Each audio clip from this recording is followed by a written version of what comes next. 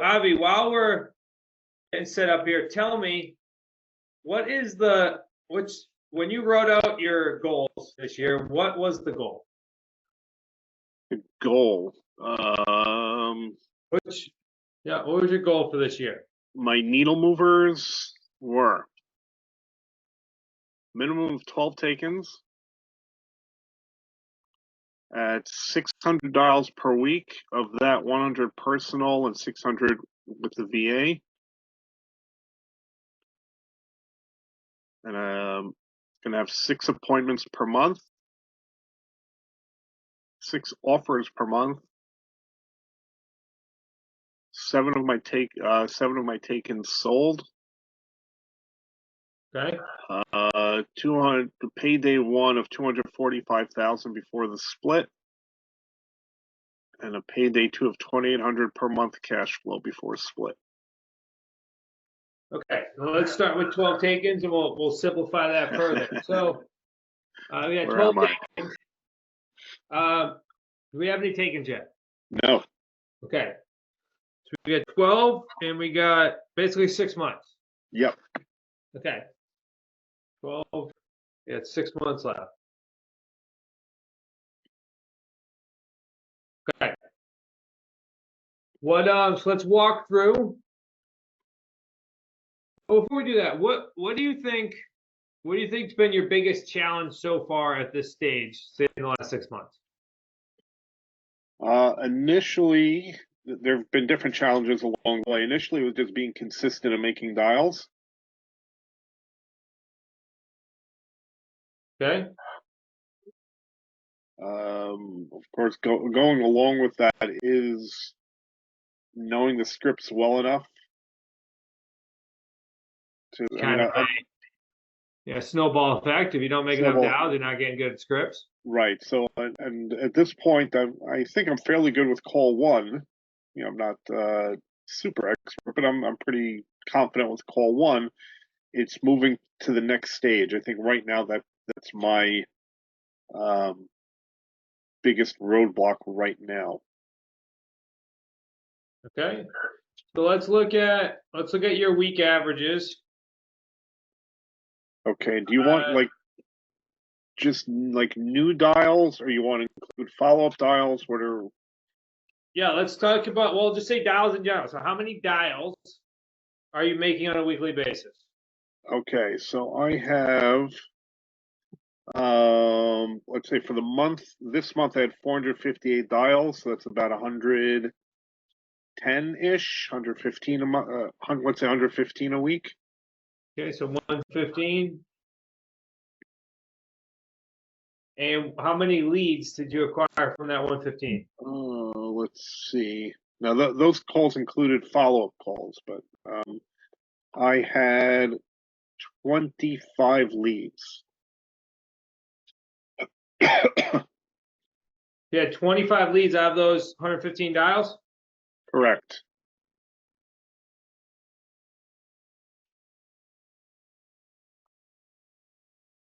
No, I'm sorry. That's for the whole month is 25. Okay, so how many? I'm like, your conversion rates are insane. This is gonna be. I just can't count. That's all. I'm the son of an accountant. I don't know what I'm doing. So about 6. I'm sorry, I forgot we were doing weekly. No, 6. Okay, how many appointments? I've had just under 1 appointment per week. Just under? Yeah, it's 3 appointments 4 weeks. Okay. And you do. So I guess it's 3/4 of an appointment. All right. Well, let's start there. So let's look at conversion rates. So your dials to leads.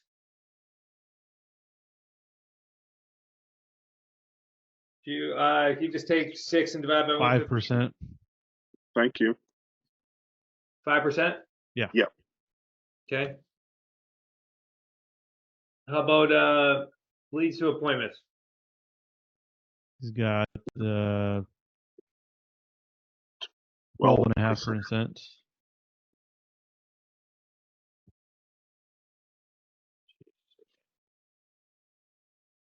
12%? Yep.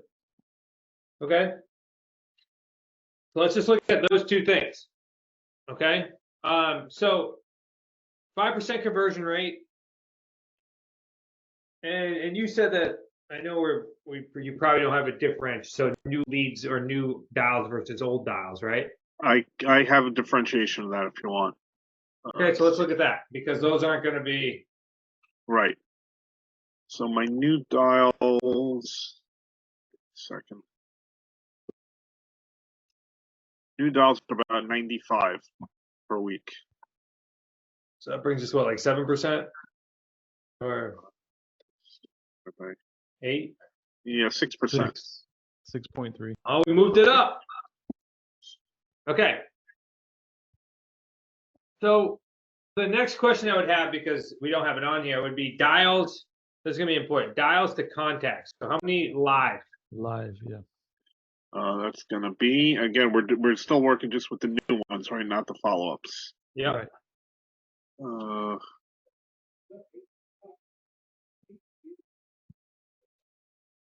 22 per week. There we go. 22 live. Yeah. Okay, so let's look at Live to lead ratio. yeah. Well, I also want to look at live dial to live and live to lead. Let's look at that. So the live to lead is 27%, Okay. and the live to dials should be in the 20s as well. 23. Okay. So let's see, and let's look at this, because this is the baseline for everything. Now, before we keep moving on, is everybody tracking the same way Avi is? Is everybody consistently tallying their dials, their leads, their appointments, how many contacts, so the live contacts? Is everybody doing it? Just raise your hand if you are. Put your head in the sand if you're not. Now, if anything, you should pick your head up, because we can start looking at what we're going to be tracking. Adam,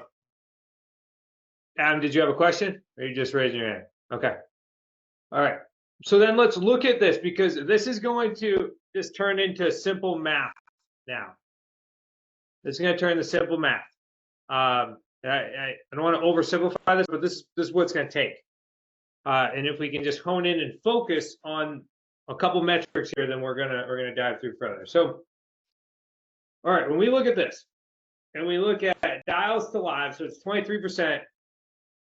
Not necessarily something you can control unless you're doing a couple things, but this may not be the main focus, which is you can always check to see and track on a week-to-week basis when you're getting the most live people. Out of that, Avi, are you tracking callbacks? Like if you leave an appointment, you're tracking how many people call you back? No. That is I'm something I would recommend, because your contacts, I think we can get your contacts up by doing that.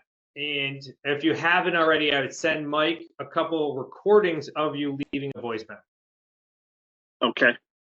That should get you some additional callbacks. That's something I used to track when I first started, and actually did that for about 3 years. And that way I could see if leaving a voicemail worked.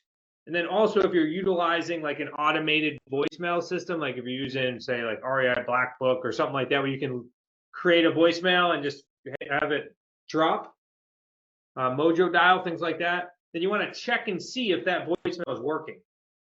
So especially if you're using more automation, you want to constantly check to say, because if you're not getting callbacks, you're like, well, what's going on? That means either I'm getting terrible numbers or my voicemail is not attracting somebody. You have to think of it as marketing. I'm going to encourage you to think of it as marketing.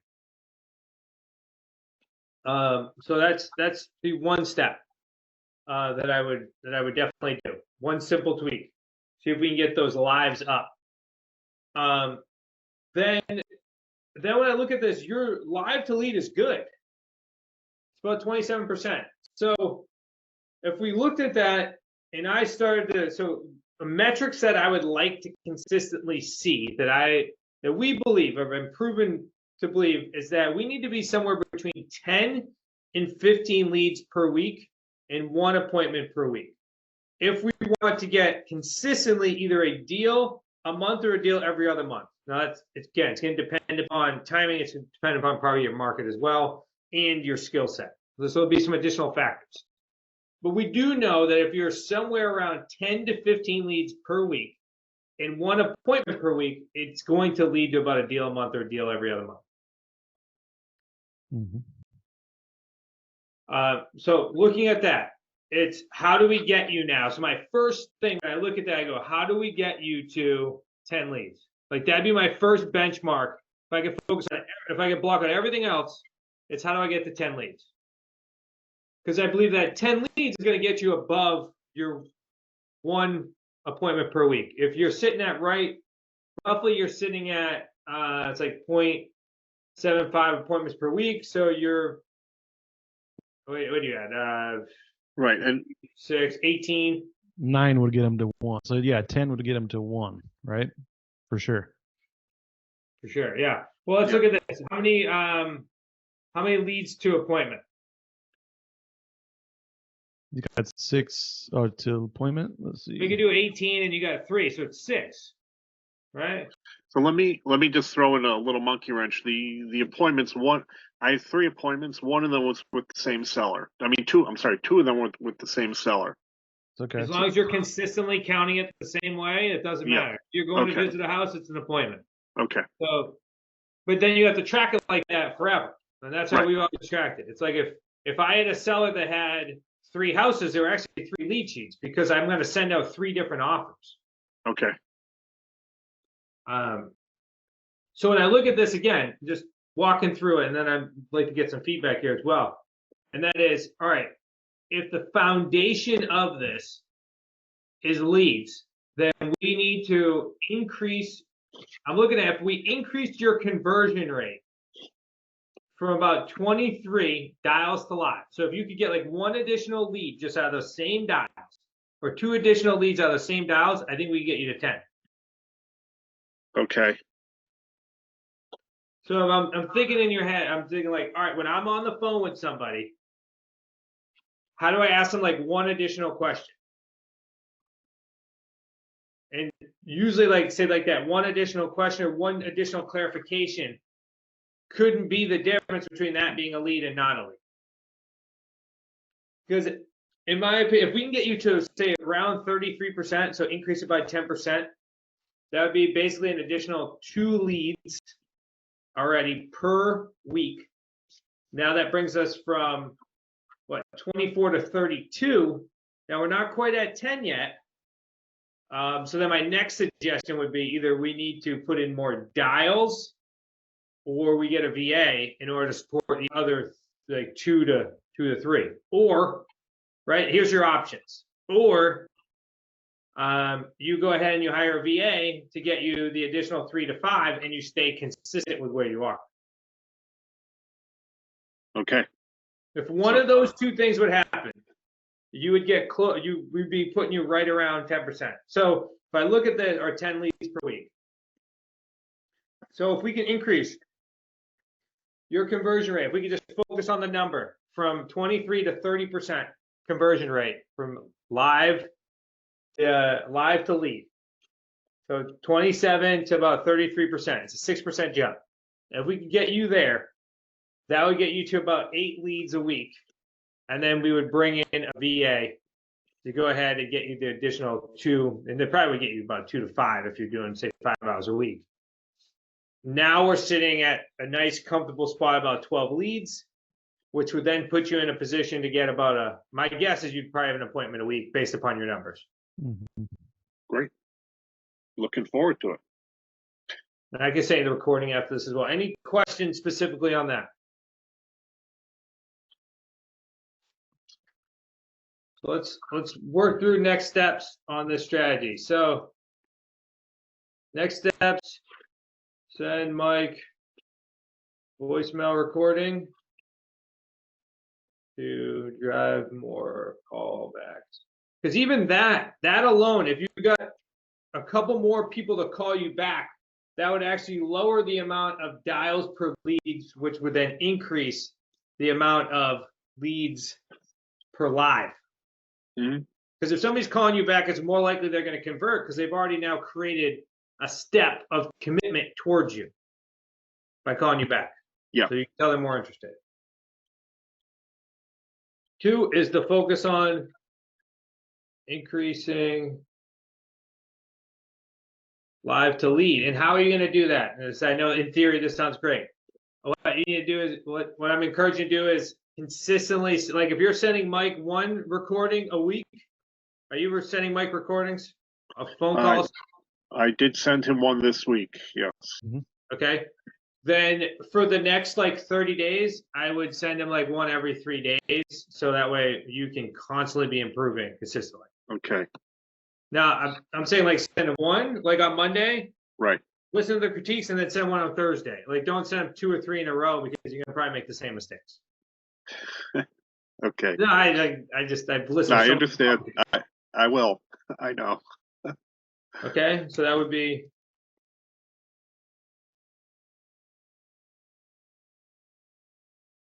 Because getting the feedback twice a week will make a dramatic difference in getting it once a week, especially if Mike can pick up on.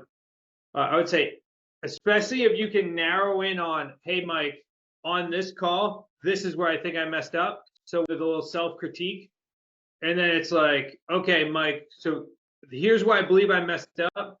Can you listen to this section, like a little bit before and a little bit after, on how I handled the situation?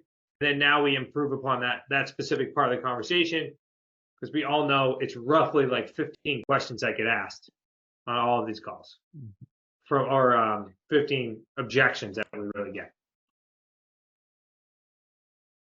Okay, so focusing on that, and then I would. It sounds like you already are, but I'd hire a VA for probably 5 hours if possible.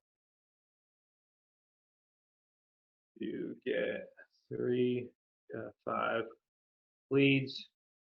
This in turn goal is 12 leads.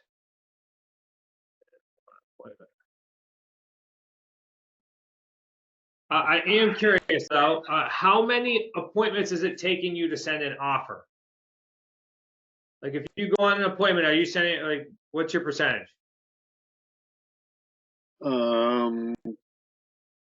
Probably 1 every 3, roughly. But I don't know for sure. I haven't tracked that. Okay, I would definitely track that, because here's why, and some of this is just in the teaching moment here, right, with everyone here, and that is, if we're watching how many appointments it takes for us to get an offer, and then really it's how many appointments does it take for us to get a property under agreement. If we're not improving upon the appointments and the take-in percentage, then we're going to have to focus on the next bottleneck, which would be, hey, I'm getting on appointments, I'm getting leads. Now it's like, how do I better improve upon the in-person conversation and the structure, most importantly, the structure of the deal, by making sure I'm asking the right questions and solving their problem versus just sending an offer. So it's like, that would be the next bottleneck. Yeah, you should be. I mean, you should be sending an offer per appointment, right? You should be. I mean, it's not going to be Right. 1 for 1, but I mean, if you're taking the time to go to the property and look at it, you've had those deeper discussions on the terms. They have a pretty good idea of how you work and how you buy. So it really should come down to your offer, right, being accepted at that point, unless there's a surprise when you go to the house and it's totally not what you were expecting when, from what was described online or on the phone, right? So Yeah, it should be almost even. Yeah, so I could be off. I mean, maybe it's the 1 to 3 is low. Could be. I think 1 to 3 is low. Yeah, that is very low. Yeah, I may be at 50%. I'm not sure. Yep, we'll see. That's great. And again, I'm continuing to walk through this, which is, and then the next thing will be, all right, well, why am I going, or how many appointments does it take for me to get a property under agreement? And then we start to look at that. Right. And then I would say a typical percentage is probably 25% to get started. It's like every 4 appointments. That's why, as you can see, the numbers are built around getting you on about 4 appointments, because the expectation is like every 4, you're going to probably get a property under agreement. Okay. And then as you improve over time, then you start focusing on that number, which, so like many of the coaches, they're not going on an appointment unless they believe like they're really close to getting that deal. So that percentage will increase. Right. Got it. Great. Just Thank you. making sense? Making a lot of sense. Any questions ahead, from Kevin. anybody else at the moment? Yeah, Adam? I had something when you were talking, Avi and Nick, or Chris. Gosh, my brain went blank. Zach, Zach. sorry. I realized that, and it's only been 2 weeks that I've been going on appointments. That a couple of the appointments I went on, I went too early. So Yep. my initial number is going to be because I didn't communicate clearly. And there should be a follow-up call before I'm automatically setting an appointment, no matter how much rapport I build. So that's just something I realized, for whatever it's worth. Yeah, It's a learning I like what process. I like what you're saying, Adam. There's going to be certain times, and this would be based upon the cycle. There's going to be certain times in which me and Mike would say, go get on appointments right now because you need movement. And then there's other times to say, you got to fine tune your calling process first instead of prematurely going on appointments. Steve Murray talks about this all the time, and I'm a big believer in it. And that is, if you're ever in a slump, book appointments. Like get out of your house, get out in the world, give yourself an opportunity. And the other point would be, if you are better in person than you are on the phone, then you're